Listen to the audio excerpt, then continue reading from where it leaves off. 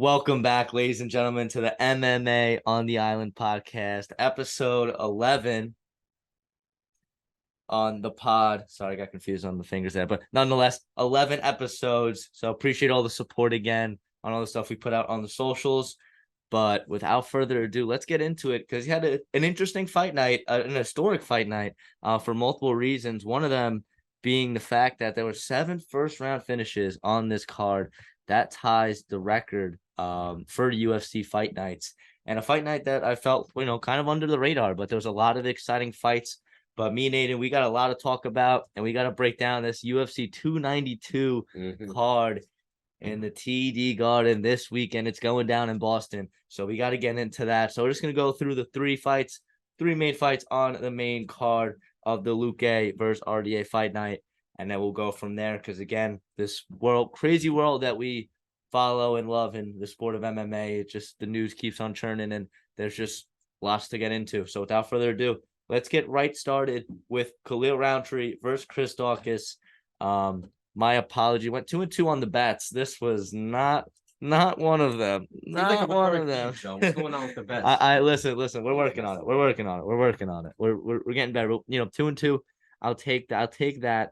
But this was probably my most suspect bet, and it's kind of something I saw coming. It was like it was a flyer. Just because Daukaus, he has power. He did have Roundtree stumbling a little bit in that first round, but obviously that straight left hand put Chris right to bed, and that was a devastating shot. And just Roundtree, man, he's just brolic, just brolic. Absolute unit, and he's so strong too, man.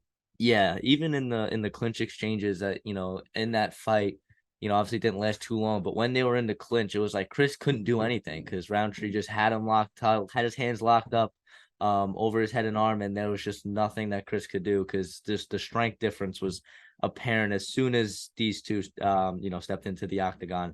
And the irony about that is, as you guys know, Daukaus is like before this fight, he was fighting at heavyweight. This is his first fight at light heavyweight. So you figure, and the guy still has a lot of weight on him. Yeah. So it doesn't look like it's an extremely hard weight cut. But like you said, man, just the strength difference between the two was noticeable, and it was bad.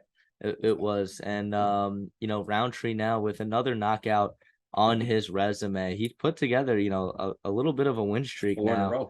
4 in a row for Khalil Roundtree, and with finishes with 3 knockouts. So he's a guy that you can't question his power. And after the fight, he was talking about wanting a main event. He wanted to go 5 rounds because he wants to start making his run at the title. And at light heavyweight, man, light heavyweight's wide open. We've talked about that on this pod multiple times, but light heavyweight is wide open. I have to take this actually. Be right back, pod. All right, little intermission, but we're back and looking, to the future now. Khalil Roundtree, he wanted to a main event spot because he wants to, make that pursuit to the title. So for him, I like the winner of Anthony Smith versus Ryan Spann, a fight that's taking place later this month. And I think that's a good fight for both. For him to fight the winner of that fight, I think that could be, a main event for a fight night. I think, that would be fireworks. I think that would be a fight that, doesn't go the full 5 rounds. Although Roundtree wants a 5-rounder, I can't see him getting to 5 rounds. But nonetheless, I think that could be, the fight for him next as he, makes his ascension and, now 4 straight wins with 3 finishes. That's impressive. In a light heavyweight division that's not very it's kind of shallow in terms of the talent at the top, and obviously there's been a lot of injuries. So I like Khalil Roundtree's future, and I'd like to see him in the octagon against the winner Smith versus Spann. I think that's the most ideal matchup, honestly, for Roundtree. But the problem with that, I feel like, is we just saw Smith fight against Walker. Very lackadaisical performance by Smith. It was basically all Walker from start to finish. And then we saw Spann's most recent performance against Krylov. He got, even though, the date changed a couple times, once the weight changed, I think it was at a catch weight fight bout. We saw he got submitted in the first round. So we don't know if the UFC will be willing to make that a, Smith's back to back. Like us. I'm sorry. Spann's back to back main event for Spann. Sorry, guys. And if Smith loses this fight against Spann, this might be his last fight in the UFC, or maybe he's going to be like Tony Ferguson and just keep Prolong his driving the car career. until there's literally no tread left on the tires. I don't know, but we'll see. I hope Roundtree gets that 5 rounder. I think he deserves a shot. And that's smart. Absolutely. He wants to test his cardio against these guys who have been in multiple 5 round fights, like Pereira, like Prohaska. I don't know if Prohaska. Actually, I think he's been in a couple. Yeah. Yeah. So it makes sense, but we'll see if Dana feels generous. I doubt it, but it would make sense though. Absolutely. That's the problem. It makes sense. Yeah. Makes too much sense, if you will. And then for Chris Dawkins, man, I was hoping that he was gonna come back strong, in his light heavyweight debut, but he didn't really look great, against Khalil Roundtree. Now he's been knocked out 4 straight times. That's something where, like, sometimes that messes with the psyche of a fighter, because fighting is 99% mental. And for somebody now to come off of 4 straight losses via KO, TKO, granted he hasn't been put to sleep in all of them, but he's been hurt pretty bad. So I'm not sure what's next for him if he wants to continue this path in light heavyweight. I think that's probably what's best. And since the UFC gave him a guy in the top 15 to start with, Roundtree being the 13th ranked coming into the fight, I'm gonna give him a guy right outside, and a guy we just saw last weekend, and he also suffered a similar fate in Kennedy Nzechukwu, and somebody who lost to Justin Jacoby and by KO in round 1 last weekend. So I think those two guys coming off of those big losses, both guys kind of just outside the top 15. I think that fight makes sense at 205, and hopefully for both those guys, one of them could bounce back strong, because I think both of them are very talented. I was gonna say I think Dawkins' best fight would be a return to the PD career, but I'm kidding. I agree with what Joe said. He was at one point a ranked heavyweight. I think he was ranked 12 I at think one he's point. still ranked 13. I don't think the UFC ranked come 13? off. 14. Yeah, he's 14. Yeah, he's obviously dropped since he's lost those fights. Yeah. So we know, like Joe said, the type of fighter he can be, but especially with the fight game, fans and fighters, they have short memory. When a fighter doesn't perform after a certain amount of time, they start to become a shell of who they were. And as fans, you don't start to look at them as how they used to fight. You look at them at how they currently fight. And based on the evidence we have at Dawkins, 4 straight losses, they were all knockouts, you said, right? Yeah, all knockouts. So it's like, I don't know, man. If Dana's going to gift him another, I don't know how his contract's looking. If he's going to get gifted another fight, I like what he said. Kennedy was a fringe top 15 guy until he just lost. He probably still is. So we'll see what happens. But yeah, I think this is really Dawkins' last straw if he wants to stay in the organization. Absolutely. But time will tell. So yeah, 4 finishes is not that we've seen people get cut for a lot less than that. But Dawkins obviously a veteran, so he's going to get the benefit of the doubt. And he's proven what he's capable of in the octagon. I think he had a 5-fight win streak at one point, all by KO. So he's he's proven that he's fully capable. Just a matter of putting it together for him. But moving on to the co-main event, and a fight that I thought kind of flew under the radar for a lot of fans, but I think it delivered in Cub Swanson versus Hakeem Dawodu. Swanson won that via a split decision, and that was a very controversial decision. And I agree. It was a tough fight to score. I feel like the first and third rounds were closer than people give them credit for, because I saw most of the the Twitter and socials, everyone was kind of outraged, saying that it was a clear robbery. But I rewatched the fight again, and Cub Swanson could have easily won rounds 1 and 3. I think on the verdict scorecard he won round 3 for the global scorecard, and then rounds 1 and 2 went to Dawodu and close. But I could see people giving Swanson round 1 as well. Did I give him round 1? But I think that it wasn't a clear robbery as people are saying. I think split decision, it's not something that's too far-fetched. But it is unfortunate for Dawodu, who fought a great fight and looked really well-rounded in there to take that loss. But it was a really close fight. It was a close 15 minutes, and it was very competitive, a fight that I thought wasn't going to go the distance. But both guys had each other hurt at some points, but both guys proved to be durable. Yeah, like you said, a lot of people thought that fight was controversial. You could even look at Swanson's reaction while they were reading the scorecard, and he wasn't very enthused when he heard. Like, not to say he wasn't enthused, but he didn't look like, all right, he knew he was going to get the win. Like, he kind of he wasn't surprised, but He just wasn't he was confident. expecting it. Yeah. Part of him probably expected it to go the other way. And I didn't watch that fight in its entirety, but I would agree. I definitely thought round two went to Duwadu. I thought one, like you said, was up for grabs. But yeah, I mean, looking at Swanson, he's kind of like not even I was about to say Neil Magny in a way, because he's not to say gatekeeper, but if you look at the trajectory of his last few fights, it's been literally win, loss, win, loss, win, loss, win, loss. And I think he had like at one point a 4-fight losing streak, but he's been in the game for so long. He's changed. I think he's went from 35. Has he fought at lightweight, Swanson? Well, I know he's fought. He might have. He might. He's been in the UFC for for so long that he might have fought earlier in his career. So I don't know. I don't know what's next for Swanson, honestly, man. But we'll see. Maybe 39 years old. I don't at 45. There's no shot I'll ever get to a title. Yeah, so I don't know what's next for Swanson. Yeah, I don't think Cub's somebody that's title chasing. He's a very exciting fighter, and his fighting style is definitely unique. But I like him in a fight. I think that would be really great stylistically. And a guy that we just saw a couple weeks back in Billy Quarantillo, Billy Q. He fought in a great fight. I forget who his opponent was, but he put on a great performance. It was very close. I think that was a split decision win that Billy Q ended up edging out. But those are two guys that know how to throw hands, and I think that fight would be a dynamic striking contest for both guys. So I think that would be a good fight. And for Hakeem Dawodu, Dawodu coming off I think consecutive losses at this point. I like him against a guy in Andre Philly, a guy who was a veteran, and for Hakeem Dawodu, he's now his 10th UFC fight. You got to hope at one point he kind of turns the corner, because he was somebody that coming in was kind of a highly touted prospect, somebody that people had a lot of high expectations for, but his UFC tenure has been very much up in the air. It's been, some highs and some lows, and this shouldn't be considered a low for Dawodu, because it was really a close fight. And I think, depending on who watches the fights, depending on who you thought won the fight.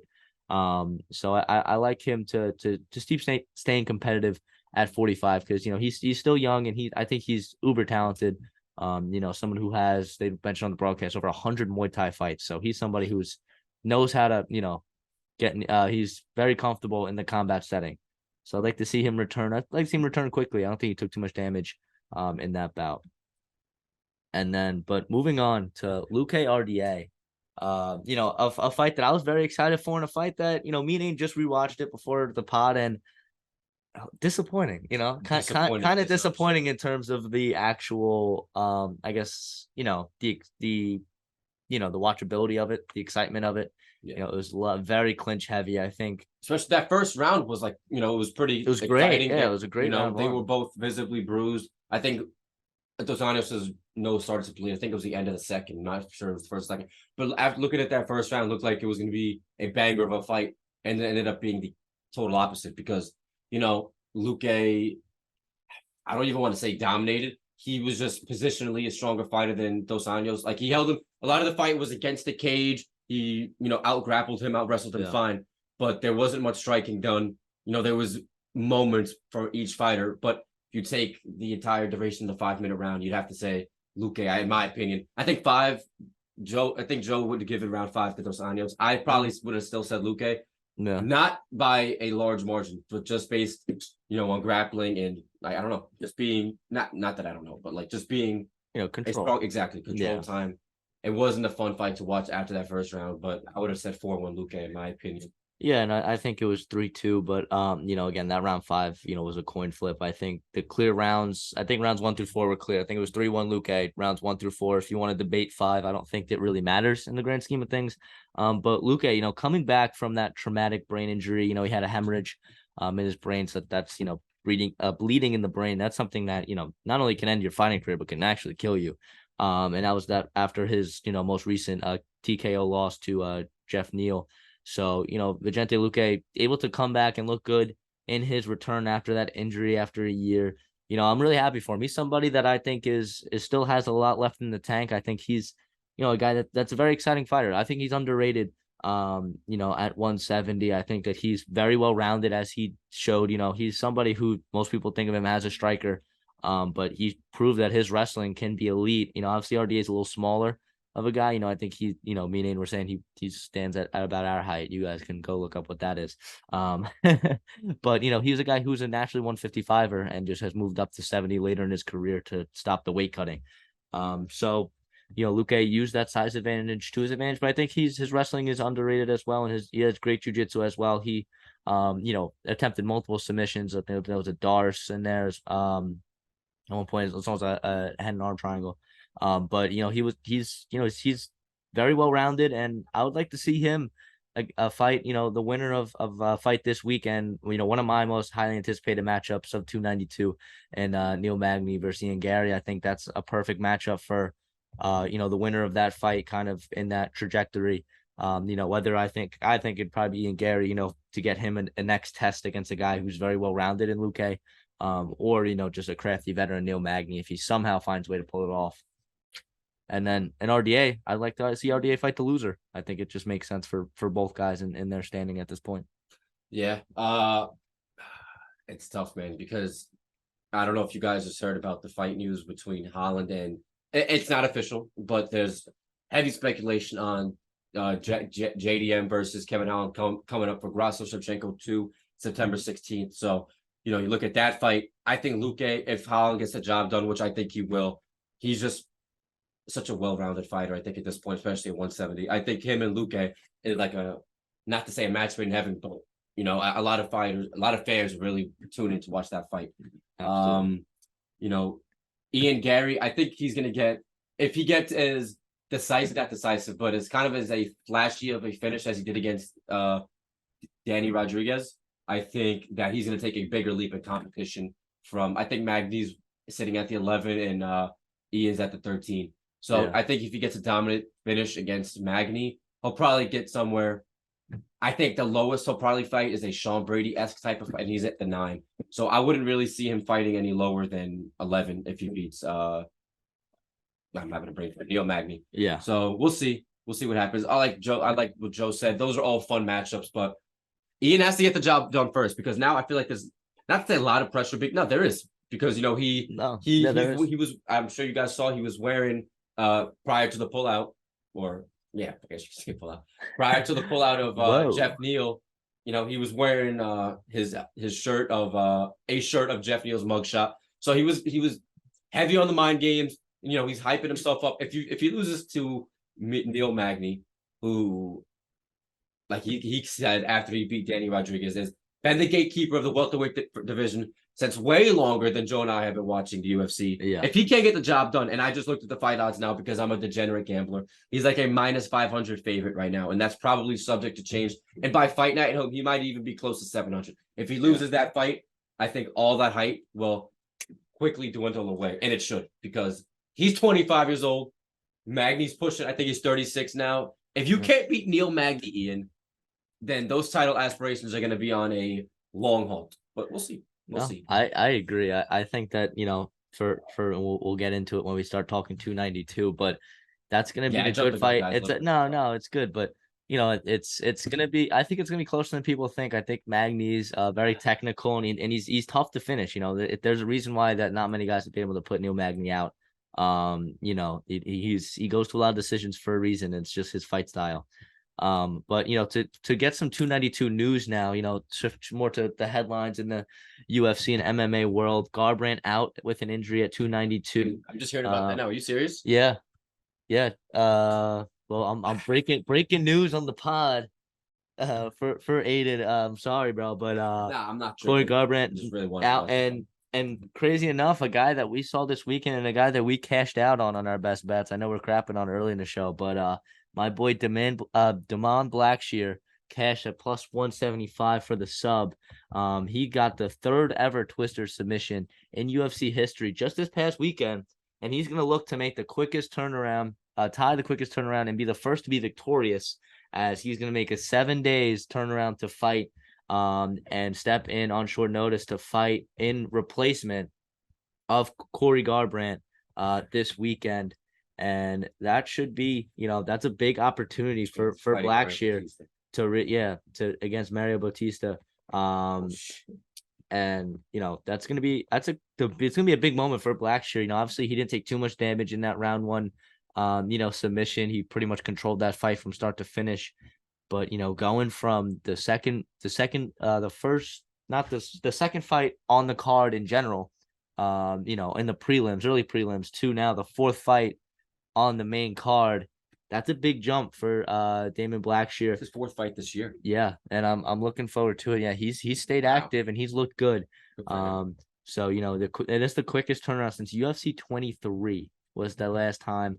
You'd have to go back to Lupi Gondanez to have that 7-day turnaround. That's who he would be tied with when he steps into the octagon this Saturday. But more fight news. Derek Lewis, we talked about him last week. Obviously, we were rounding up that 292 card along with UFC Nashville, and we were talking Derek Lewis didn't have the contract at that point of filming. But then I think it was later that day of us filming, or the day later, it was before it was posted, we ended up finding out an 8-fight deal for Derek Lewis. 8 more fights for the Black Beast. I love Derek Lewis. We talked about Derek Lewis, and he's one of my top, I'd say 5 fighters, of all time, just in terms of, favorites, because there's only one Derek Lewis. He's one of a kind. But 8 more fights for the Black Beast. Aiden shaking his head. I don't want to see it. Yeah, I don't want to see him fight 8 more times. I was saying 3 or 4, maybe. Dude, 8's crazy. Unless, he's gonna. You know what? When you think about it, though, he doesn't have to fight all 8 fights. He can retire at any point. He doesn't have to wait till his contract's over with. That's true. Dude, he's 38 years old, right? I think this is his 2nd fight this year. Okay, so he'll fight again by the end of the year. He'll have 7 fights left. But let's say he loses 3 in a row. From this point on, I'm not saying he will, but let's say he loses the next 2 or 3 fights. We just seen prior to this win against Marcos Rogerio de Lima, the guy was on a 3-fight losing skid. All finishes I think they were all within the first round. I think Gane was a 3rd round for the interim belt, but that might because he beat Dawkins in between that. So yeah, that fight was a little while before that. Excuse me, but yeah, if Lewis loses 2 or 3 fights, man, it's gonna be the same. And I know I'm bringing Tony up for the 2nd time, but it's like nobody's gonna want to see Lewis lose over and over and over and over again, especially at his age. Like he's not. I don't think he will finish out this contract. Unless, who knows, man, maybe he'll just start knocking people out and we'll take everybody by surprise and make his way back to a title run. But that heavyweight division, man, is, I think, too stacked. It's becoming, in my opinion, one of the more competitive divisions in fighting, especially with the return of Aspinall, Sergey. It's like a 3-headed monster, that division, between him, Sergey, and, JJ's probably going to retire soon. We'll have to figure out the 3rd-headed monster. I don't know. I think I just said that. The 3rd guy was. Well, now it's John Jones. Right now it is. How could I forget the champion? But let's just say, pending result of that fight, I think it's going to be double retirement. I'm sure most of you guys think it will be. That fight, that division is getting so exciting, and there's not really many old heads in that division either. I think Lewis is like the oldest guy, but he's sitting at 10. Spivak, all those guys. I think Gane is the oldest guy in that top 5 to 8 ranking. He's, I think, 33 years old. Yeah, maybe Alexander Volkov, I think, would probably. Volkov, he's at 8, but he's only 35 as well. So. Heavyweight out of all the divisions, obviously it's still relatively shallow compared to, I think, the rest of the UFC divisions, especially in men's MMA. But I think that it's definitely up there in terms of the more exciting, and I think there's a lot of great fights to be made. And I'm looking forward to Derek Lewis fighting in a few of them. I say a few. I don't want to see 8, Derek. Unless he starts winning them all. Then listen, by all means, Derek. If it's Derek Lewis 2.0 at 38 years old, I'm here for it. I'll have some shirts. I'll we'll have Bob dressing in just all Derek Lewis attire. Absolutely. We'll get like a mask for him too. Like, it'd be great. But that's the dream. But obviously we live in reality, and Derek Lewis fighting 8 more times, probably not the best idea for Derek Lewis. But I'm excited. I'm glad he's in the organization. Me and Aiden both saying that we want him to stay, and he's obviously staying for good now. So that's exactly what we wanted to hear. But now we'll go to some more fight news. Strickland versus Izzy is confirmed. I think we didn't talk about that last week, so we'll mention it now. That's going to be, I think it should be a 1st-round finish for Izzy. If Izzy can't get him out of there in the first 3 rounds, I would be so disappointed. Because Adesanya's I've seen a lot of stats of, in terms of how active he's been as a champion. And that's something obviously, you can appreciate as a fan because, you have some guys that you don't see for, a year. Think like, someone like Paulo Costa, we haven't seen in so He's long. fought once a year And since yeah, 2019. and or your boy. I won't have to name names there. He just had to give me a smirk, and that's all I needed to know. But he's We not a haven't seen champion since though. last Not yet. March. Yeah, but November 11th he'll be champion. We don't have to say it. You guys already know. we'll see about that. But gotta respect Izzy's, how active he's been, but his performances are very scattered in terms of, he may be active, but it's been 1 out of every 4 performances that we've seen that have been absolute fireworks. Outside of the Poton rivalry, those 2 fights were obviously both amazing. But outside of that rivalry, that where Pereira kind of brought out the best in Izzy, we've seen him have some really lackluster title defenses. You can go on with all the names, at middleweight that he's fought against and kind of just decisioned his way to a victory.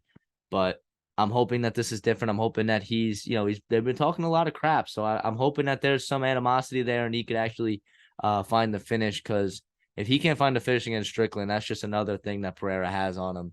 Yeah.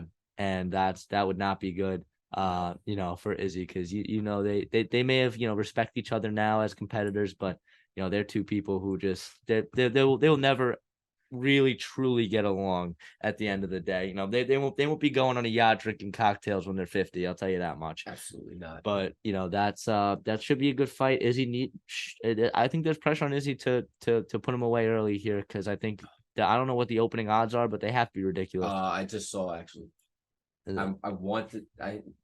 isn't, I don't think this is correct, like exactly, but pretty close. I'm pretty sure Strickland's like a minus. I'm sorry, I think he's like a plus 400 on the dog. Izzy's minus 350. I know very close, very close. It was close. Yeah, minus 400 for Izzy, plus 300 for Strickland. All right, I was a little. And it changes by card. It changes. So you were right on. The Dreykus fight that was much closer. I think it was like 200 and 240. Like 200 minus 200 for Izzy, plus 240. Yeah, or it might have been regardless. Sean, it gets me tight, man. And just imagine the shakeup in the entire UFC, not even the division, if Sean Strickland becomes champion. And it's crazy too, because Izzy, he's already said to be the 2nd best middleweight of all time. He has, I think, a few more defenses in him. Well, I'm not saying he can't get more than a few, but I think he's a few away from being considered the best middleweight of all time. But he has to get past Strickland first, honestly. And if Strickland goes into there with that repetitive mindset, or the repetitive game plan, standing straight up, and I'm not a UFC fighter, so you guys can take what I say with a grain of salt. Fine, I'm not going to be butthurt about it. But when you think about it and you watch his fights, it's the truth. If he stands up there like he did against Pereira, hands up, his legs straightened like a pole to Izzy. What does Izzy do in every fight, especially the lackluster fights Joe just mentioned? He attacks the legs with the low kicks. Yeah. Strickland's legs aren't made of metal. They're bone. Calcium phosphate, like the rest of us. Yeah. It's going to hurt after a while, and you can't take that for 25 minutes. And I know Strickland's a tough guy mentally. We all know that. But like I said, your body can only take so much of that.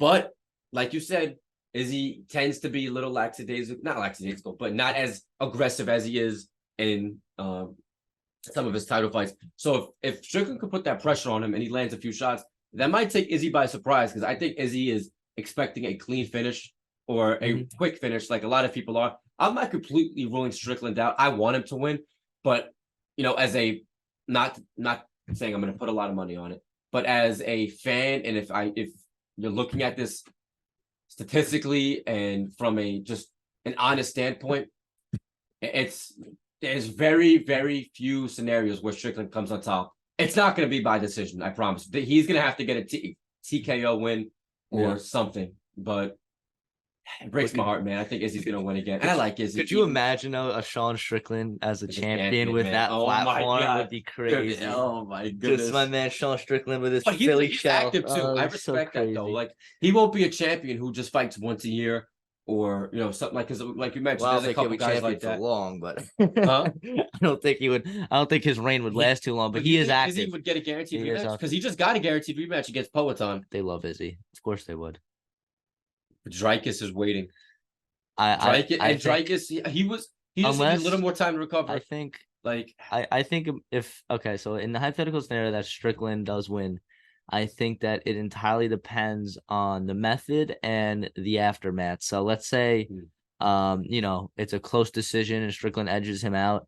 I say they give him an immediate rematch. But let's say he finishes Izzy and then Strickland goes on the mic and says some absolutely whack, some crazy Some stuff Strickland stuff. about Duplessis and calls him out. Maybe they book that and let Izzy wait to fight the winner. But I don't think Izzy wouldn't get a guaranteed next. He wouldn't not fight for the title in his next fight, win or lose. I think against Strickland. I think the Duplessis matchup would just be too big, and a rematch with Strickland would be too big. I think because they both fights have a lot of now Well, I just fan thought about attraction. this like literally as you were speaking. Yeah, It would make plenty of sense because Kamzat, right? He's fighting Costa, who's a seventh ranked guy. A lot of people are, let's just say he'll beat Costa. I know Costa's had some visa issues with, that's not Costa, I'm sorry, Chimaev. That's why he's been very inactive. This is going to be, when he fights in October, that'll be 13 months since his last fight.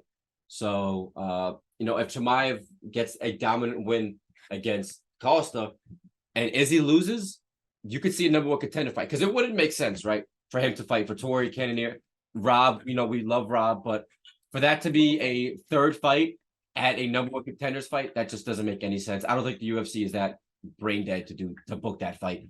If Izzy wins the fight against Strickland, it's going to shake up a lot of, I guess, the sequence of title fights because we all know Dricus is the number one contender. But if Khamzat demolishes Costa, basically like quick enough, he might fight Izzy next. But like I said, we don't know what the visa issues or whatnot. I think Dricus, regardless, should get the next title shot.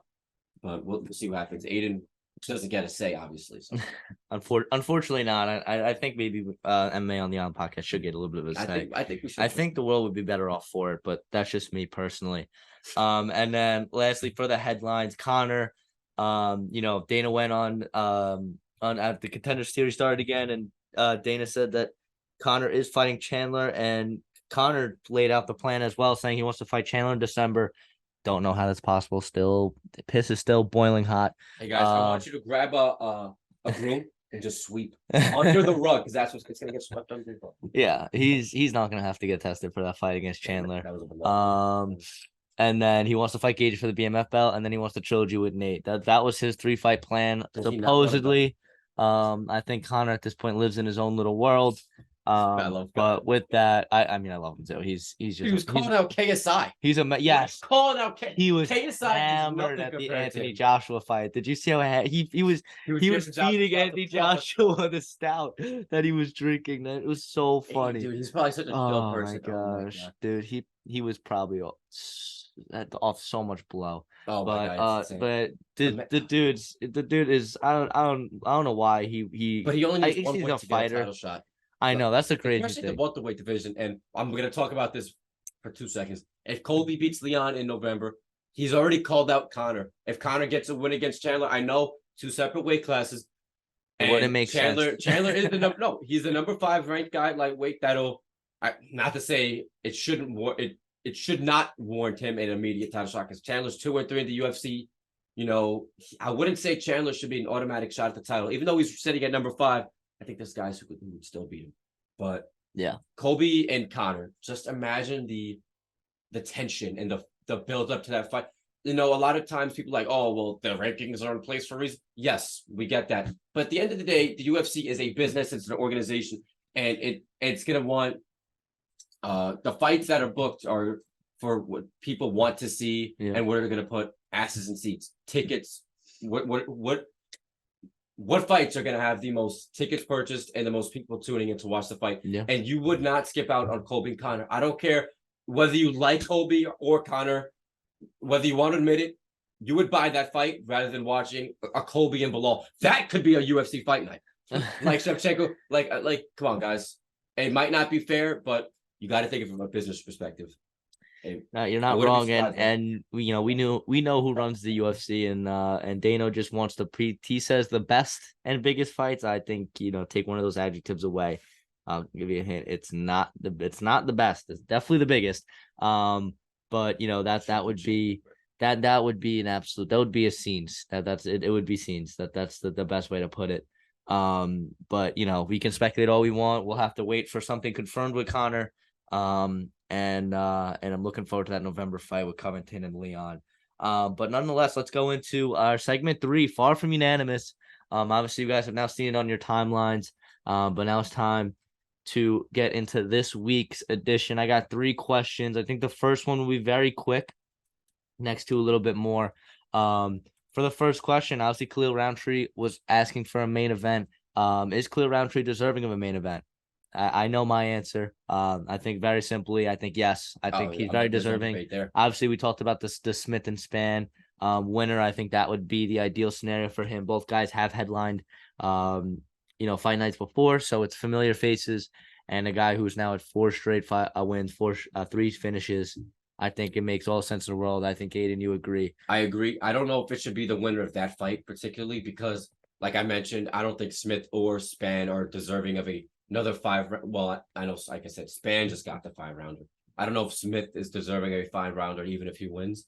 And I mentioned this guy way back, and he's an up-and-comer. He has a fight actually booked against Volkan Ozdemir. I know I butchered that. Sorry. No, I think it was good. Azamat Mirzakhanov. He's sitting at 12. Roundtree's at the 11. As Azamat is 13-0 right now, he gets that win against Volkan. He'll jump up to the 9 because Volkan is ranked 9. So that'll give Roundtree that's like a double header right there. He'll get himself into the top 10 if you can win that fight. Again, this is looking into the foreseeable future, but it's possible if we're talking about a 5-round fight and a potential opponent. These are possible opponents, and these aren't far-fetched. If he can get the win against Azamat, that'll get him in the top 10, and that's that 5-round experience. And Azamat, if you look at his fights, he's 13-0. He has No, I was about to sound stupid. He has 9 knockouts in 13 fights. So he's like Roundtree in a way. They don't like to go to decision. So would it go to the 5 rounds? Maybe not, if you look at the statistics. But Roundtree just wants that experience. The potential is still there to go to 5 rounds. You know what I'm saying? So we'll see. I think that'd be good, man. But he deserves the 5 rounds nonetheless. There's no more speech on that. Absolutely. And now we got the headline of 292 for our next question here. Aljamain Sterling. There's been some talk, and this is kind of I got this off of the John Anik podcast where John Anik was saying the disrespect for Aljo has to end. In John Anik's opinion, Aljamain Sterling is the GOAT of the bantamweight division. My question for you, Aiden, is Aljo the GOAT at bantamweight? Wow.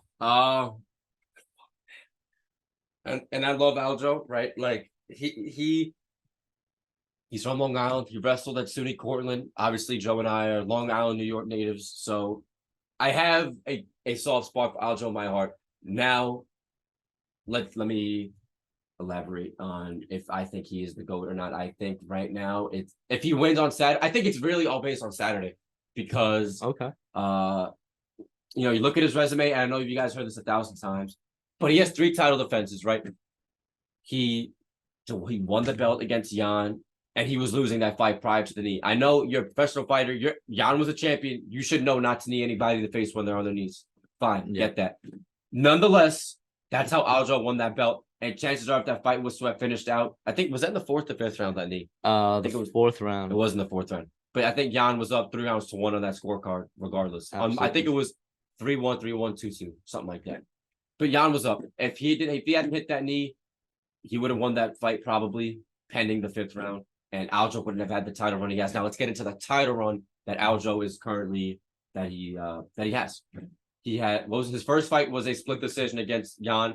A lot of people thought it. You know what? Fuck what a lot of people think. I thought Aljo won that fight, regardless if it was boring or not. The wrestling showed it. Aljo's wrestling showed over Jan's, and it was a completely different fight from the first fight. You go into the second fight against Dillashaw.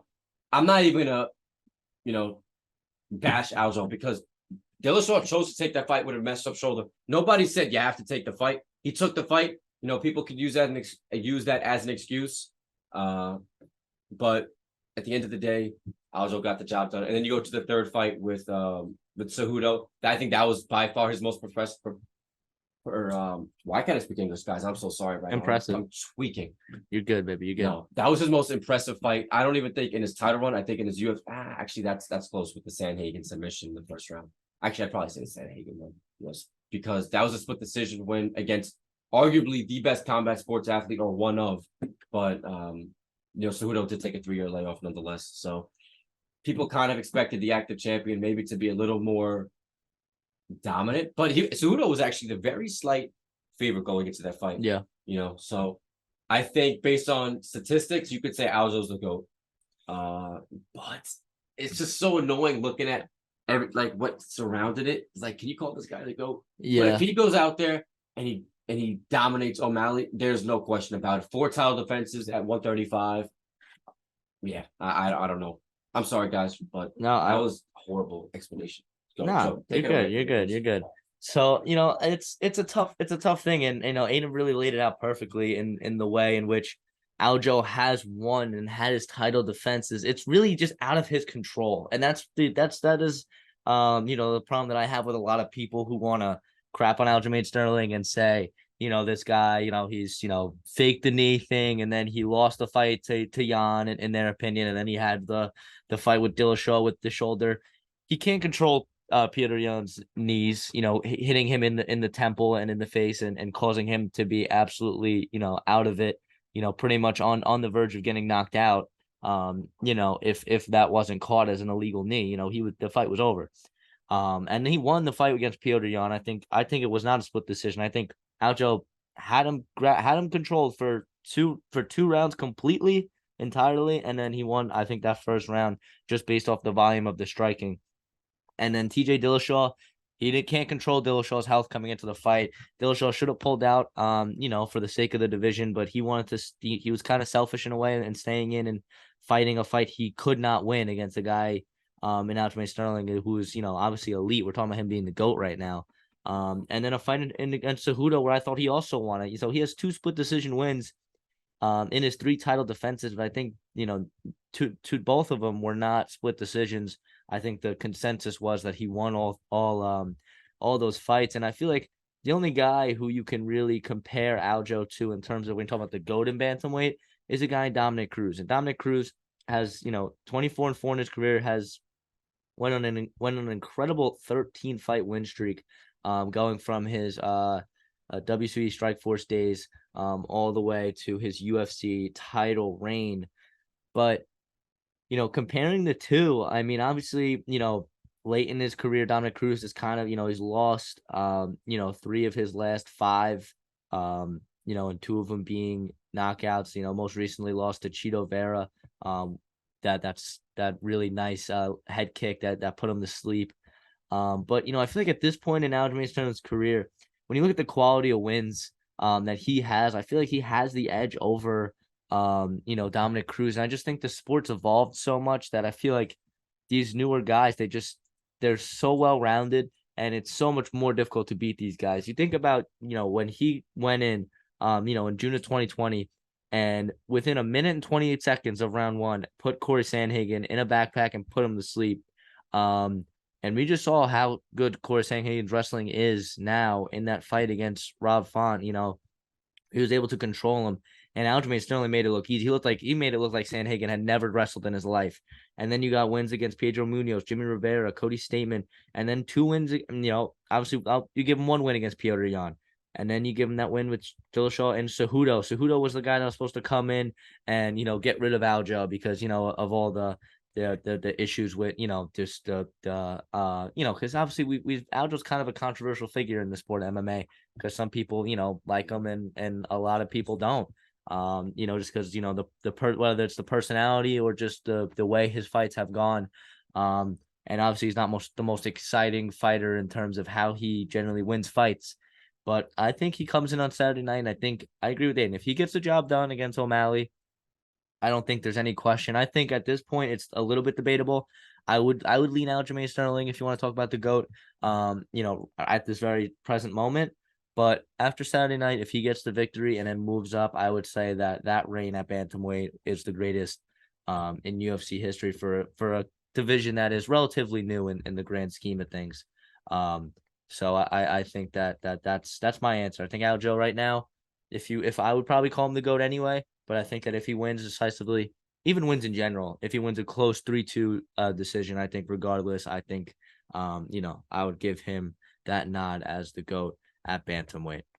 So I think, but I think it's close. I think people who I saw a lot of hate on John Anik's post about it, and I don't know. People I think are just gonna hate Aljo forever. I just think people are kind of stubborn like that. But the bantamweight division is not one that has had too much history compared to that of most other UFC divisions, and I think that Aljo right now has been the most dominant champion, and I think that a win would kind of solidify that with 4 title defenses.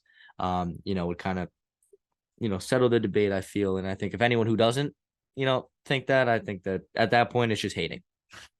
And that's it. Yeah, no, I agree, man. I'm like 50-50 with it. I'm just basing it based off of the context of Aljo's wins, but after Saturday, man, there's going to be no denying if he gets the job done, regardless. I don't want to say regardless. I just hope it's not another split decision, because that'd be 3 out of 4 title defenses go to split decision. Yeah. It's just be like, it's just not like, come on, man. Yeah, it's not ideal. It's not ideal at all. But a finish for Aljo, if he's able to backpack, Sugar Sean, that would be absolutely insane. And I think that people would, finally start putting respect on his name. I thought the Cejudo fight would be that, but it seems that, Aljo just has to keep proving himself over and over and over and over again. But I think there's a good chance that he does. Obviously, the bookmakers think that he will. I think there's a good chance that he does. Obviously, O'Malley has so many options on the feet. We'll get into that later, but I think Aljo, if he's able to control the fight, control the pace, and find those legs, I don't think that Sugar Sean can really have I think he's better grappling than people give him credit for. O'Malley does. We haven't really seen it in the octagon. We've only ever seen it in his competitions, grappling competitions. But nonetheless, I think that he has. I think it's a tougher fight for Aljo than people expect, and I'm looking forward to it. Aljo's boxing. Sorry, but Aljo's boxing is pitiful. Not to say pitiful, but for a champion, I'd probably rank it the worst in the UFC out of all the champions. No, I'd agree. And O'Malley, you look at his wins prior to Jan, they aren't really against notable opponents. Mm-hmm. The Munoz fight obviously was a no contest, but that was his only ranked opponent he fought prior to Jan. But regardless, you could see that O'Malley's boxing is levels above Aljo's. So it's going to be tough for Aljamain this weekend if he can't get it to the ground early, I feel like, because I think O'Malley will figure him out early on in the fight on the feet. And if O'Malley can keep it on the feet, passes, I'm not going to say he'll finish him, but because I think Aljo is just a really, unless he gets knocked out, then maybe. Yeah. But I think Aljo's a tougher guy than O'Malley is. And I think even if he's getting pieced up, he's going to find a way to keep pushing and, obviously strive for that win.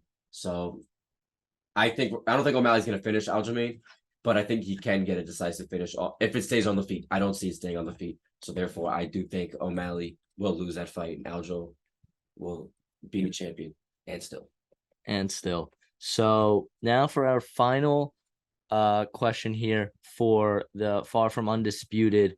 We got the return of the All-American this weekend, another Long Island native and former champion, and Chris Weidman. Now, my question to you, Aiden, what are your expectations for Chris Weidman's return against Brad Tavares? Well, you look at Brad. Let me pull up Brad Tavares. I know he's lost a lot. I know he's sitting at 19-9 right now. I know that's his record, but I'm not saying Tavares. I'm sorry. I'm not saying Weidman should go into that fight dominating Tavares, but his fight against Uriah Hall, I believe, when he broke his tibia, I think that was 2 years ago. So if he goes and loses to Tavares, a little over 2 years ago. It was a little over 2. Okay, April. So that's a lengthy layoff. If he goes into that fight against Tavares, he gets mollywopped. I think he's sitting at 15-6 right now. Weidman 15-7. I'm a very big statistical guy, even though that what you see on paper doesn't always matter. I that always comes to my head right away. But taking away stats, if Weidman goes into that fight and gets demolished by Tavares, who he's another fighter like Joe's mentioned. He had a lot of big hype around him in the beginning, and then you look at his last few fights, he's not to say shit, but he's fell off that pedestal people had put him on. So if he loses to Tavares, I think it's time to hang up the gloves. We'll see. Yeah, What do you think, and Joe? see, this is tough for me, man. I mean, I'm a big fan of Chris Weidman, obviously the All-American, and somebody who's had, just an amazing UFC career. I'm not counting all of these W's right now off the top of my head, but it is at least 10. He went on when he went on that title run. And he beat Silva twice by KO TKO, and then he defended his belt twice against Lito Machida and Vitor Belfort, two absolute killers. But then you look at his career past that May 23rd, UFC 187, the last time that he won via TKO, and his last title defense against Vitor Belfort. He got knocked out by Luke Rockhold. He got knocked out by Yoel Romero. He got knocked out by Gegard Mousasi. And then he has one win in 2017 against Kevin Gastelum where he put him in that arm triangle choke. That was probably the most impressive that we've seen the All-American. And that is now talking 6 years ago. And then you got little alarm here. I don't know what that is for. But we will move on. And then he got the win against Ronaldo Souza, loss against Ronaldo Souza where he got knocked out. A loss against Dominic Reyes, he got knocked out. And then he got one win against, I don't even know who, Amari Ankhamedov, I think. I don't even know who that is, but he did get the unanimous decision back in 2020. I don't know. My memory is failing me on that fight. But then you saw the Uriah Hall injury coming back from a broken tibia now. And, and obviously you've seen that he hasn't had much success recently. 2 wins in the last now 8 years. And he's coming back to this fight, obviously promoting it. He feels that he's, in really good shape and feels that he can still, has a lot left in the tank. He's talking about title runs. Man, Who said that? I don't know. Yes. And all 6 of his losses being by KO. He's 39 years old, dude. He's 39 years old. I don't know how much the All-American has left in the tank. Part of me is kind of hoping that this fight doesn't go his way so that he kind of realizes that it's time to hang up the gloves because Brad Tavares, obviously his last fight was, a KO loss against Bruno Silva. And Bruno Silva is not anywhere near a top 15 guy. He's, maybe borderline top 20 if you want to debate me on that. But he's not somebody who's very elite. So, if a guy in Brad Tavares who's getting knocked out by Bruno Silva takes care of Chris Weidman, I don't really want to see Chris fight again. But if he comes in there, dominates, and maybe, this injury has, propelled him to new lengths. It's not something you see very often or really ever. But if that happens, then great. But for me, I'm tempering my expectations. I'm, not really expecting much. But I'm hoping Weidman comes out and looks good. But I'm hoping that I'm hoping that things work out the way it should be, for him and his career, because he's, had a crazy run to start his career, in a great championship reign with 3 defenses. So, if you're talking about all time, he's definitely a Hall of Famer in the UFC. There's no doubt about it. He's going to be one of those guys that's going to be, inducted on International Fight Week, sooner rather than later. But for his fight now coming up this weekend, expectations are very low. If anything, I might be looking to bet on the Tavares side just strictly because I don't know what Weidman's gonna look like coming back. And yeah, and I think excuse me, I think Tavares is a minus. I was just looking at it. He's in the -2s, like -250. So he's a lot. I don't know, what's that math like 3-1, 4-1? I don't know. yeah, And he's expected to win. And like you said, Tavares at this point in his career is not a very notable opponent. So he needs to get that job taken care of, or it's time to invest in that commentating career that he has started to partake in. absolutely. Absolutely. So that's it for Far From Unanimous. And now it's time for Aiden to get his lick back. And it is time for Guess Who. And I'm going to make sure this gets on the socials. I know you've seen this on Insta, TikTok, whatever the case may be. Aiden said he wasn't losing another one. So I got a pretty good one for Aiden here today.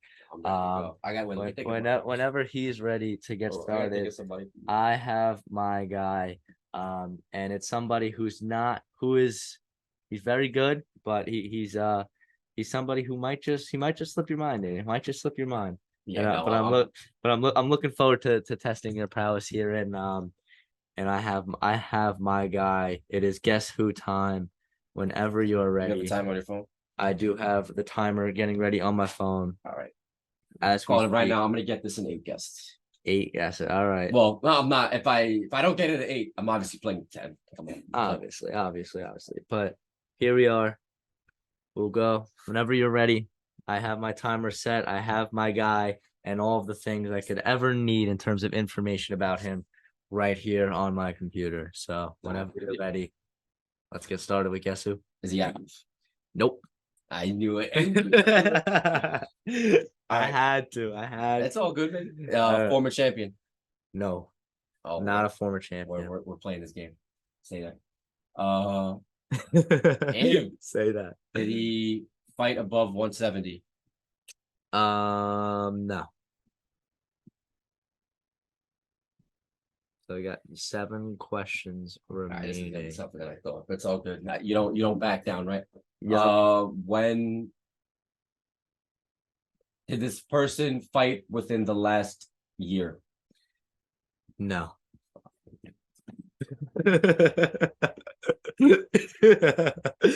Oh boy. What am I? How many questions I have? You have 6 more. You 6 more. You got. I have nothing right now. I'm a You got retired time. fighter. All right. You got retired fighter who is never a champion and fought under 100 and 170 or less. Did he fight below 145? No. He's at 55. I can work with that. I'm not wasting a question like 155 or 170 based on your question so far, just so you know. Because you said if he was above 170. So 155 or 170. You gotta rock with what you got. All right. So you down to 2 weight classes. Hasn't fought in the last year.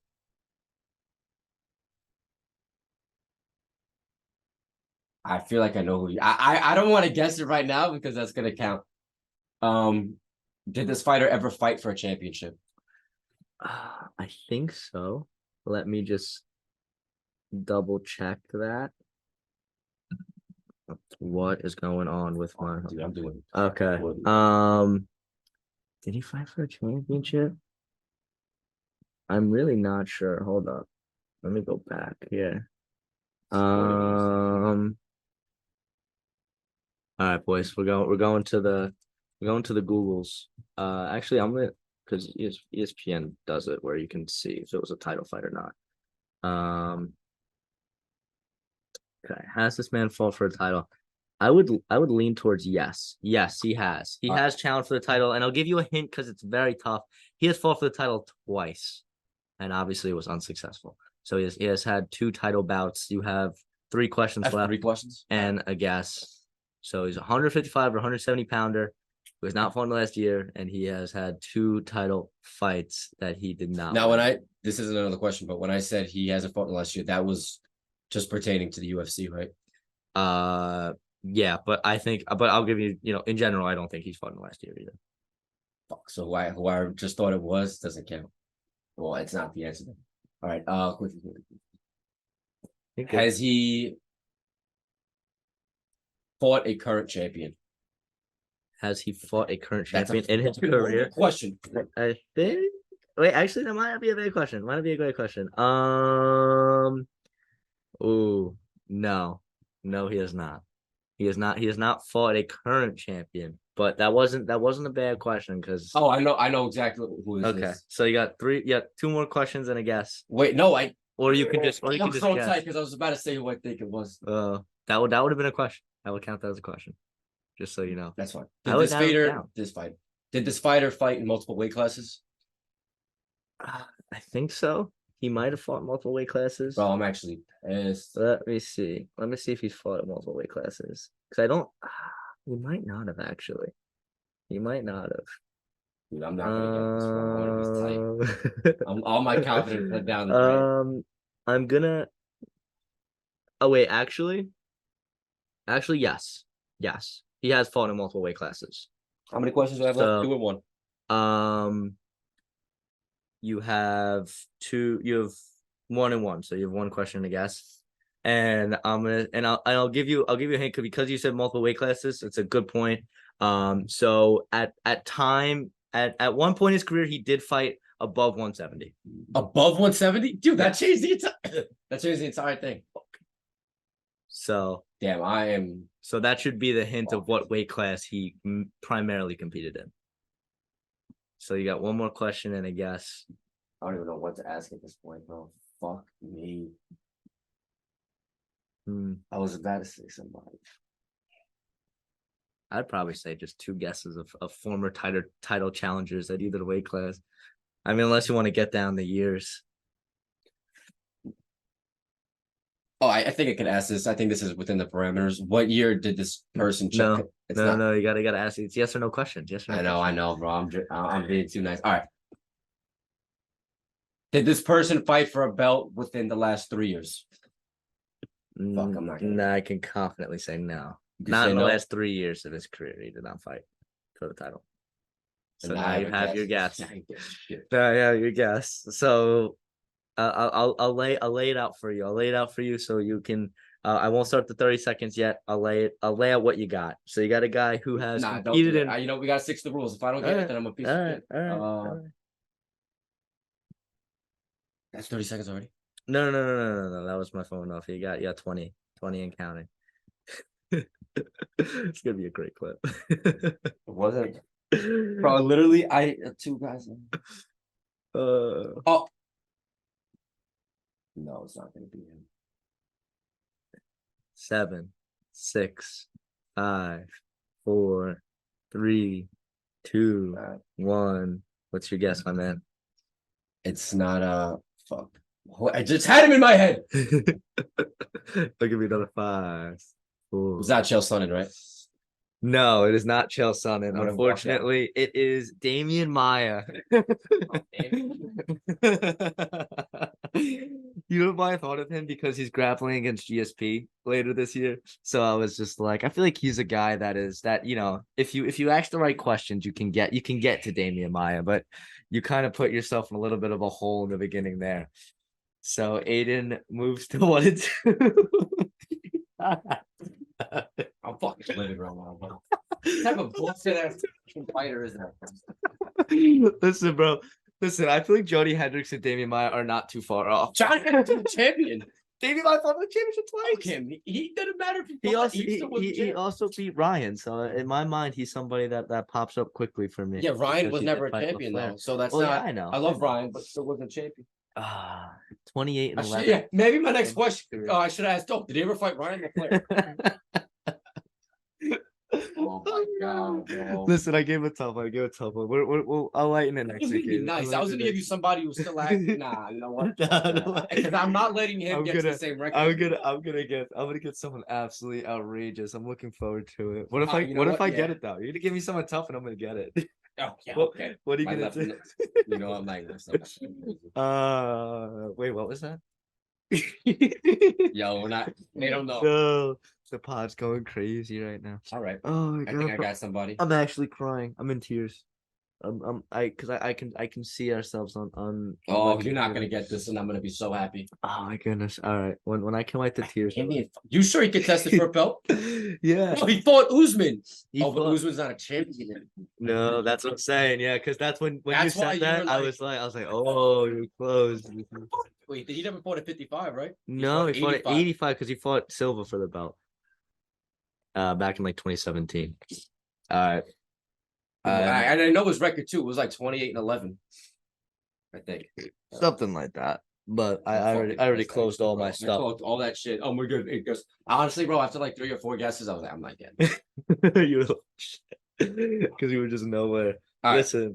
Maybe what we'll have to do is if it's we'll adjust as we go, obviously. But maybe if we do from not now, but like for future pods, if we do someone who is not a current fighter, maybe we extend the questions to 15 or something like that. No, screw that. And you know what I can't wait for though is these dickheads. You know what? I know we're just growing as a podcast, but there's already a few of you who are gonna comment. This is a casual. There's no shit about fighting. I guarantee most of you who are watching this, tough, bro. 10 questions is not a lot of questions. I know these guys who like to say shit. You guys are going to be like, oh, it's so easy. I would have got Damian Maya. No, you wouldn't have. I promise you, you and I could debate about any topic in fighting. I will smoke you. So for any of you guys commenting, I promise you, you don't know shit. Yo, the hate. Right. Yo, the so haters. I'm sitting at under 500 right now at 1 and 2. It's okay. Listen, bro. All Listen. right, and I was gonna give you an easier guy, but No, like I no, said, I want as it. long as I breathe air, you and I, we can't be on the same record. We can't have the same record. Have the same record. All right. So you can attest that I only have Zoom open on my computer. So whenever you're ready, All right, we're on gonna you, get buddy. started. Oh fuck, we get the time. I'm not even gonna ask if he's currently fighting. I feel like that'd be a waste. Okay. Did this fighter fight above or at 170? Yeah. Okay, above or at 170. Did he fight above or at 205? Yeah. Okay, so it's a light heavyweight or heavyweight. Has this fighter competed in the last 5 years? Technically, yes. Technically, yes. Okay. So maybe he was Actually not. Well, yeah. There's no time. Yeah. okay, yes. That's 3, right? Yes. Has this fighter ever been ever competed in a UFC championship fight? Yes. Okay, so they have 4 questions. They have competed in UFC championship fight. And they have fought in the last 5 years, 205 or I guess I'll ask, is this fighter still active? No. No. Okay. So we got 5 I down. figured 5 down. I need you So to not active, fought in a champ. Has he competed in a championship fight in the last 5 years? No. No. Okay, so he was a while ago. So it's 4 more. It's 10 questions and a guess, right?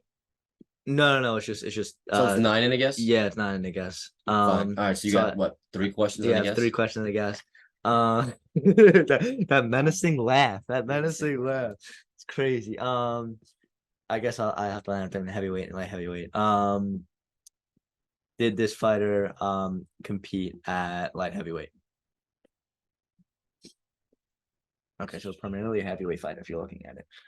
Give me like 2 seconds. Very good. Okay, so he fought in the last 5 years. He did fight for a belt. Might not be a champion. That was question 7, right? Yes. 1 second. Heavyweight guys. Last 5 years. Ooh, I have a guess.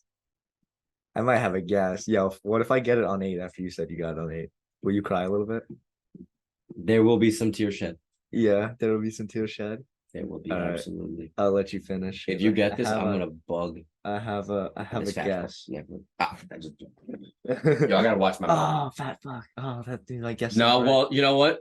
You know what? No, I like to. That's a broad You statement. know what? I'll do my guess. I'll shoot my shot anyway. Is it Alistair Overeem? No. Oh, I want to get it. That technically counts as a question, though. Yes, it does. Yes, I got 2 more. So it's 2 questions and a guess. That was a good guess, though. I'll give. Yeah, I was like, yo, if I get Alistair Overeem, I love Overeem. No, he just fought in the last few years, though. Alistair, I'm pretty sure. He just fought Sergey Pavlovich. That was within 5 years, though. Yeah, that based on my questions, he checked all the boxes. No, he didn't, because he fought within 5 years. This guy has not. Oh, I'm bugging out. I don't even know what I'm saying. But no, he did. Heated. Wait, he did, right? He did compete in the last 5 years. Yeah, he fought Sergey in 19. No, but you're saying this guy. Wait, hold on. I just need clarification. Yes, he fought within the last 5 years. This person has fought in the last 5 years. Okay. It's close to date, but he did. No. Okay. All right. Wow. Okay, you give me some hints here. All right. Can't keep my mouth. Oh, I got it. Is it Daniel Cormier? Yeah, baby. No, what do you want? No. Oh, I thought he said yes. Oh, I thought it was Daniel Cormier. I was like, why would you ask that? Wait, did you ask if this guy? You ask if this guy was ever champion? He was champion in 2 weight classes. I forgot that. No. I didn't ask if he was champion. I asked if he fought in a title fight. No. You know what? I asked if he fought light heavyweight. Yeah. Title fight. No, he fought light heavyweight. That was the bad question. Okay. That was all right. You got a question. I got excited. I got excited. I suffered. All right. So one more guess. You can get the clock. You have a question and a guess, right? No, I just have a guess. You just have a guess. Yeah, because I tried to guess. I tried to guess on 8, which was Overeem, and then okay. Based on my questions, has fought close to 5 years ago. Heavyweight. Trying to think of those big boys. Oh, the big boys are retired. He can still be a 205, right? You never got clarification on that. What? No, I asked you if he was a light heavyweight. If he was a light heavyweight. You said no, right? I don't think you asked if he was light heavyweight. It did because then Did? you had to All right, ask. well, he's not a No. light heavyweight. He's not a I'm light not gonna heavyweight, right? confuse you. He's not a light Okay. heavyweight. Okay. Good. That's what I thought. Scaring me. But all right. Last guess. Who is Oh, a recently you know, I'm trying to think retired on this one. heavyweight? Nah, that's Nah, fine. If he 'cause you know what? competed for a belt, I don't think your knowledge takes that far back. If it does, I'm rather uh, impressed. competed heavyweight. 5 years ago to retire. That's right. The 30-second shot clock doesn't pertain to the guess. All right, It's okay. right. Yeah, we'll get all right. All right. We'll give me 10. Give me 10. Yeah, Okay. take all the time in the world. You're still not gonna get it. Yo, I only want to get I'm so livid. Okay, guy, heavyweight. Guys, I'm gonna take a nap. Let me know when you guess. Oh gosh, I'm trying to think of. Man, I don't know. I know. I don't know. I I'm know really you don't. stumped here. Heavyweight, because I'm thinking heavyweights that competed for the belt, man. That's not a light heavyweight, man. I don't know. I feel like light heavyweight, if you asked me, would have been easier. You know I what? don't Since know. you kind of helped Thinking me out, Stephen- even since you kind of helped me out a little bit, he only competed for the belt once. Only one title bout. But you have like 20 seconds to guess because this has been like 2 minutes. Yeah. Man, I'm struggling. Wait a minute. Oh, I've waited plenty. Wait a minute. I'm going back. Like literally, my brain is just like UFC heavyweight history. Yeah, he's gonna slip right over your head. No, he is. Yeah, I really don't know. And you have like 7 seconds to recover. Fucking A, dude. Heavyweight is so tough.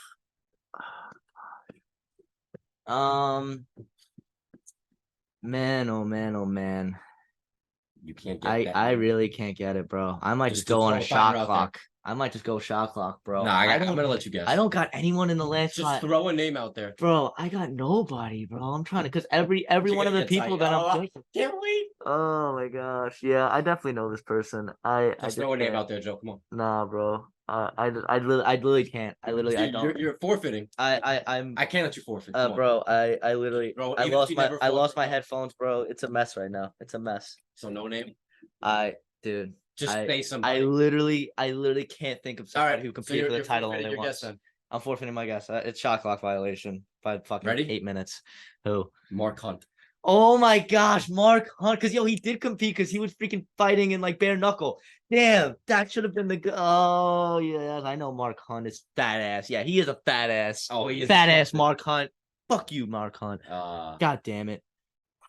And you know what? The dickheads who were watching I didn't even know they're gonna say they would. Who did he fight? Verdum. He fought Verdum. You know, Verdum was the. You know, I had I had like a face in my head. I'm like, it might be Verdum. But Verdum was champion. Yeah, Verdum was champion. That was why I didn't do Verdum. That's why I was going through it, and all the heavyweights I can think of actually held the belt. So I was like, you got guys like Verdum who actually held the belt. Or freaking So you and I both suck. Yeah, no, those are too tough. All right, those are I'm gonna make honestly those were even. Those were evenly difficult. So that's fair. That's fair. All right, y'all. Guess who was another shit show? 0 for 2 on the pod once again. 1 and 2. Well, 0 and 2 collectively. For the today, boys. absolutely. The boys are 0 and 2. 0 and 4 in their last 4. Tough. I'm gonna make it easier for you. Tough. Now we're gonna tone it down next week. But this was tough. Bro, we're just getting salty. We're like, yeah. No, bro. I listen. That was tough. But I think that was good. So that goes for guess who for this week. I think that was definitely probably the toughest close to the toughest that it'll be. But let's shift gears here and let's go into UFC 292 and break down this card. We talked enough about the Weidman card and the future prelim. So let's get into Cheeto versus Pedro Munoz, a fight that obviously Munoz stepped in on short notice, a couple weeks back. But now we got Vera versus Munoz. For me, I think this is a great get back spot for Cheeto. I think that as long as he could avoid getting taken down by Munoz, I think that the wrestling would probably be the only path to victory. I think that Cheeto can get back, to where he was, because obviously he lost the fight to Sanhagen earlier this year, back in March, And but he had looked really good in last year with that knockout of Cruz and that win against Rob Font. So he's a guy I still have very high hopes for. I think Cheeto could, I don't know if he's a future champion, but he's definitely a guy who I could see at least competing for the belt in his career. And I think that he gets back against Pedro Munoz. And I think that fights, I think it probably goes to a decision, but I think that Cheeto pieces him up on the feet. You know what O'Malley said? I think it was a couple days ago. Actually, it might have been yesterday. He wants, because he's obviously assuming that he's going to win the fight against Aljo. Yeah. If Cheeto wins, he wants to do a O'Malley Cheeto 2 in December for the belt. I think he likes that matchup because it's favorable for O'Malley. But Cheeto was ducking Merab. He's ducking Merab, and maybe not as much as he's ducking Sandhagen. As much of a snooze fest as that Sandhagen fight was, Sandhagen still deserves that fight 10 times more than Barry does, especially that the two just fought in April or March, and Sandhagen, although it was a split decision, wasn't split. Even though that one judge gave it to him, realistically, that was a 4-1, 5-0 fight for Sandhagen. Yeah. So absolutely, Sandhagen and Merab are the two clear-cut contenders, and they might and even Cejudo, I would say deserves it more than Cheeto does. Now, if Cheeto goes out there and mops Munoz, I think it could be like a Font Vera fight. I think he could ease Munoz up on the feet. I don't think he could afford to just, have that delayed aggression like he has had in his previous fights. And it obviously didn't work against Sandhagen a couple months ago, where he, he's very slow. He's very hesitant in the first couple of rounds, and he picks up the pace, and he's more aggressive in the later rounds. And that's when he really starts to tee off on his opponents. I don't know if he could do that against Munoz, especially since it's only a 3-rounder. You could only do so much in 15 minutes compared to when you have an additional 10 minutes to play with. Better than 10 rounds. Yeah. Imagine 10 rounds. I think the only person who would last the 10 rounds would be Nate Diaz. And he'd probably go undefeated, honestly. Yeah, he'd probably be the GOAT. Yeah, I know.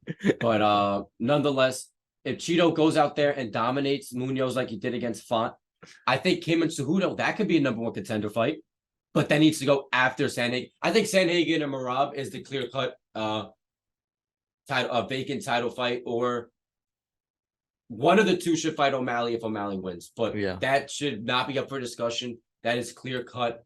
It honestly should be Merab, especially after Sandhagen kind of damaged his, I guess, not urgency for the belt, but his kind of stock. Yeah, kind of his stock. And it sucks. It's unfortunate because he did what he had to win. It was a clean 50-45 sweep, but it was definitely not aesthetically pleasing, and it was a very boring fight to watch. But Merab's, kick-ass performance against Jan back in, was it January or February? I don't remember. You can't deny that the guy is next for the belt, especially when you look at how he dominated Jan. That was a 50-45 across the board. The guy attempted 50-something takedowns. He landed 11. Let me think. How many takedowns? I don't think O'Malley had a single takedown. I think he might have had one on Jan. But I honestly, if you look at the official scorecards, I don't think he had one on Jan. But that fight was a 29-28. Very close. It was a split decision. But that fight, there was no controversy to Merab winning that fight. So Merab should be the clear-cut contender. And if Aljo, for some reason, loses this fight, and he decides to stay at 135, Merab, I need you to say, fuck Aljo. And you got to put that friendship on pause. And you're jeopardizing your career at that point, Merab. Like, I know he's your boy. He's helped you out a lot. But you're just letting all these contenders but get a shot at the belt before you, even if it's warranted. And it's not warranted, because at this point, you've done too much to be denied a title shot. There are people who are fighting for belts. And I know I'm a fan of this guy, and I'm going to contradict what I say, but whatever. There are people fighting for belts multiple times that don't necessarily deserve it. You haven't fought for the belt once, dude. Yeah. Merab, put your pride aside and your friendship aside and go become the champion that I think you can and will become. I'm just gonna DM this clip to Merab. No context.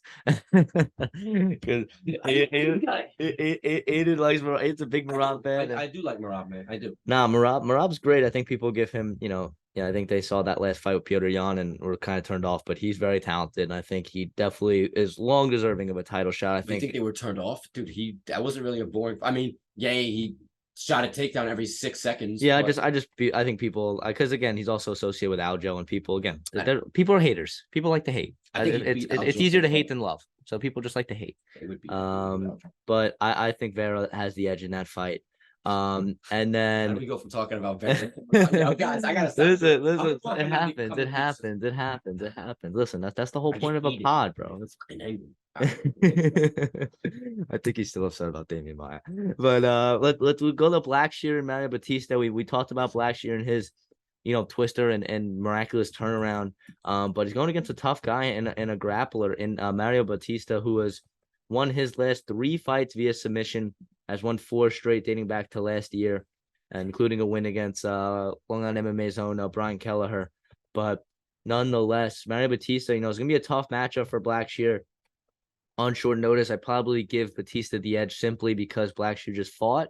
And can't really say how he's gonna look, but I think that with Batista's strengths being in the grappling department, and that's the same where Blackshear, I think we're gonna see a lot of scrambles. I could see somebody getting finished with some slick submission, because again, those sprawls and grappling exchanges can get dicey, especially when you got 2 guys who know what they're doing. So I think it's going to be a close fight, but I would lean Batista simply because he's the fresher fighter, if you will. Yeah. But when now going to Magny Gary, we talked about a little bit earlier. I think Gary will be looking for the finish here. I think he's looking for the exclamation point because I think Ian Gary in his head sees himself, on a Conor-esque rise. I think that, everything that he's done in his career so far, he's undefeated, has kind of, pointed that way, and he's obviously has a big mouth, talks, and he's, he's slick on the mic, and he's even better in the octagon. So I think he's looking for a finish. I think that, does he get the finish? I'm not sure. My official picks, will, if you want the best bets, will be later in the week. But I like Ian Gary here. I can't see him losing to a guy like Neil Magny. I don't think that he'll get caught up in the clinch. And that we've seen a lot of the victims that Neil Magny, in his 28 wins has gotten. It's a lot of that dirty clinching and wrestling against the cage. But I think Ian Gary's going to be able to avoid that. He's going to keep his distance, and I think he's going to piece Neil Magny up on the feet. Yeah, I don't see that fight going outside the first round. No, I don't. Yeah, I have to think about what I just said for a second. When you look at Magny's last performance against Philip Rowe, and that was a split decision, and not knocking Philip Rowe as an opponent, but Philip Rowe was unranked. He still currently is an unranked fighter, and for Magny to barely eke out that win, man, it's just tough going there. Picturing Magny going into that fight, holding what's his face, Ian Gary off for 3 rounds. I don't see it happening. Gary he's a hungry fighter, man. He's passionate about chasing gold. Probably more than, out of the young and up and coming contenders, in my opinion, probably more than, I would say, all of them, with the exception of maybe Khamzat. Nah, because Khamzat hasn't fought that much. But there's reasons to that. But Gary's hungry and he wants gold, and I don't think he's gonna let Neil Magny stop that from happening. So I see that fight kind of ending similarly to how it did for Gary versus Rodriguez. I think it's gonna end within the first few minutes. It better, at least. But for Gary's sake, he should hope so, especially with Magny coming in on short notice. Just 500. The odds are they're pretty stacked against Magny. But going for the championship co-main event, Wei Li versus Amanda Lemos. Lemos coming off of 2 straight victories, decisive wins against Marina Rodriguez and the karate hottie Michelle Waterson Gomez. But when you look at Amanda Lemos, just last year, in April, she suffered a loss at the hands of Jessica Andrade, somebody who hasn't looked good as of recently just because of how much she's fought. And we talked about that last week of just how active she's been. 4 fights this year. And at this point, probably expecting a 5. But with 2 wins now, that's enough in women's strawweight to get you a shot at the title against Weili Zhang. And I feel like Weili Zhang just turning a corner. And I think that I can't see her losing in quite some time because that win against Carla Esparza was dominant. That win against Joanna Jędrzejczyk was dominant. And she's just looked so good, and even that loss, both losses to Thug Rose, that KO was just, everyone gets caught, that was, very similar to the knockout we just saw just a few weeks back in why am I blanking? Justin Gaethje and Dustin Poirier, where she kind of she kind of had her hand like getting there to block the kick, but Rose was just so slick with that kick that it just landed flush and there was nothing she could do. And then that decision was also close. So I think Weili Zhang, I think she's turning a corner, and I don't think Amanda Lemos is going to be the woman to put a stop to her title reign just yet.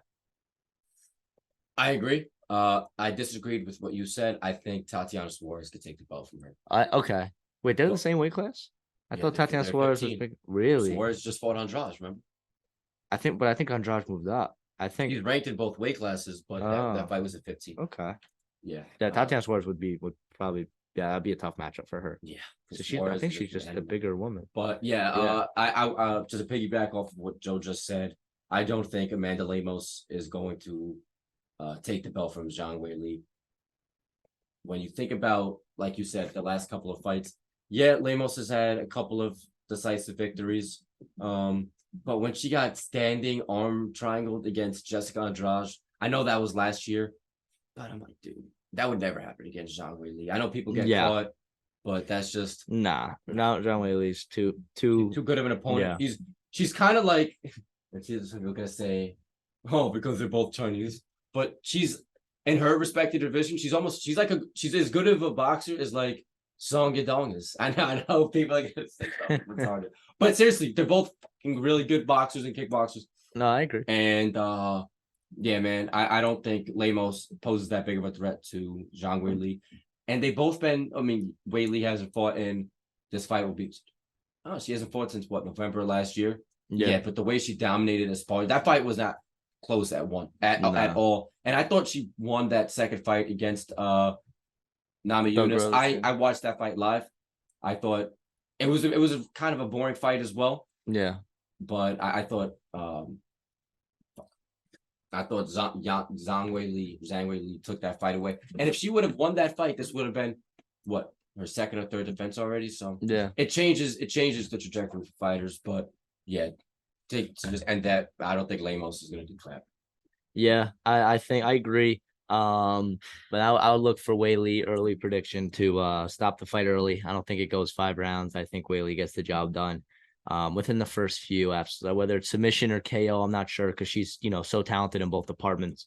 But I think that it's gonna be a stoppage finish for Weili. I think she's gonna have an easy night. But someone who's not gonna have an easy night is the current champion at bantamweight, Aljamain Sterling, going against Sean O'Malley. We previewed it a little bit, but let's get into it now.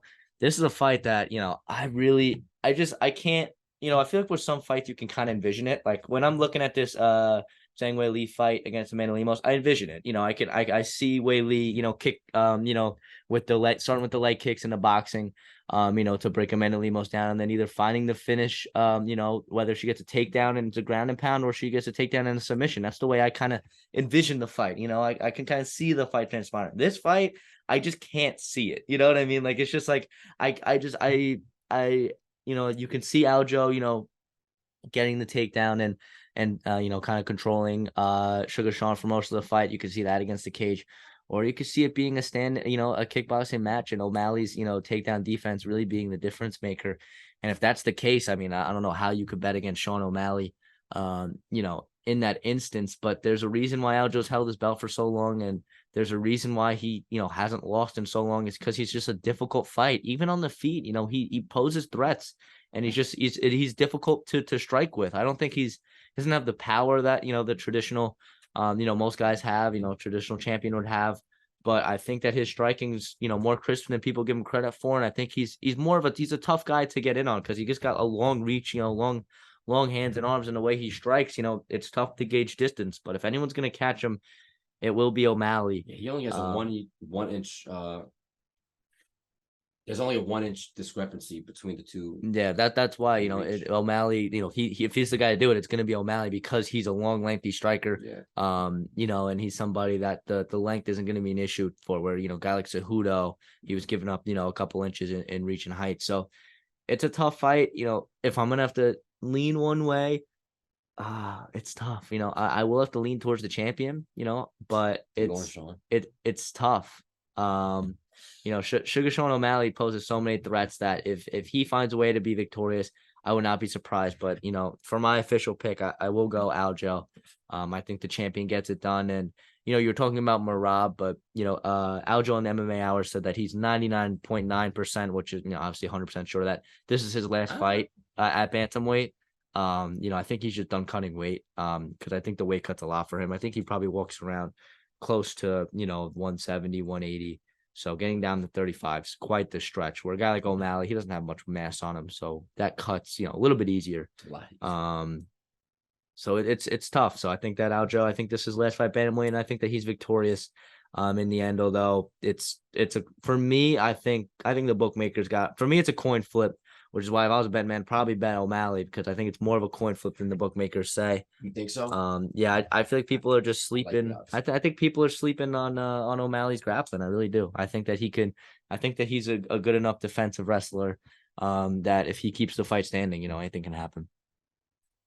And that's my take. I mean, this is my problem. Is like I say things way too prematurely. I basically gave my entire prediction earlier, but in a brief synopsis, I will say that I do think Aljo will remain victorious. I think that O'Malley's going to pose a big threat on the feet, but at the end of the day, I think O'Malley's going to have his moments, but I think Aljo will find that takedown early on. Within the first couple of rounds, and I don't see O'Malley getting back up. It's so tough, man. It's tough because you saw the way his wrestling defense was against Peter Yan, but Peter Yan is nowhere as good as a wrestler as Aljamain Sterling is. It's two completely different type of fighters. Obviously, Yan posed more of a boxing threat to O'Malley, and on the feet, honestly, I think O'Malley had the better exchanges on the feet. The only reason I feel like most people thought Yan won the fight was because I guess how dominant he was on the mat and the control time and the takedown discrepancy. But it was 6-0. I mean, that's a big margin, especially in only a 3-round fight, right? Yeah. So, I think with Aljo, if he finds that takedown, he's able to defend O'Malley's striking ability. That's the best of his ability. Well, to the ability to where he doesn't get knocked out, then I think. It's like for me, it's like 70-30. I'm taking Aljo though if I'm a betting man. Yeah. So with that, I mean, that's gonna do it for episode 11 of the MMA on the Island podcast. What's funny? I have one more point. You talked about Zhang Wei Li and her striking, and I was thinking of who she kind of reminds me of Peter Yan. That's I shouldn't have because I feel like their striking is very similar. But we'll conclude with that because that was just a thought on my mind. Nah, I like that. But that's gonna do it for the MMA on the Island podcast, episode 11. Yeah. We don't have the fingers anymore, so finally ran out. But I appreciate all the support. Absolutely. And I hope you guys enjoy 292. I was supposed to be there. Fortunately, I won't be. Very sad. But I'll be enjoying the fights at home. I hope you guys enjoy the fights. And we will break it down next weekend and more. So stay tuned for episode 12 where we break down 292 and look towards the future because this card has a lot of implications for the future. So there's going to be a lot to talk about. So you're not going to want to miss it. So enjoy the fight fans, and we'll see you next week. Take care. Thank you for watching.